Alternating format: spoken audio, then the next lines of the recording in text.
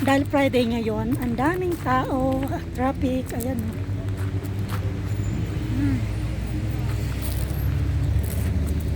So, lahat ng naman ng tao nasa labas. Nag-enjoy, plus yung weather. The weather is good.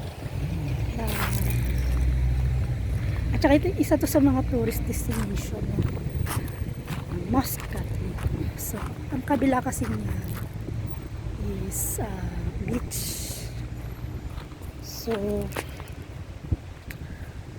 yan sila namamasyal. Maraming pwedeng activities na gawin dyan. Mag-boating, flying saucer. Yung mga gano'n. Mahalaman ko buhay na ayan. Ang lusog na. Ayan. Ganda oh. Ayun po oh.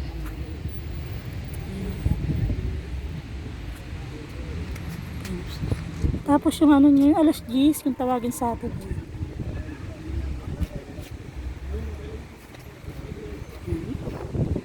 Galing sa kabila yan. Mamasyal sila.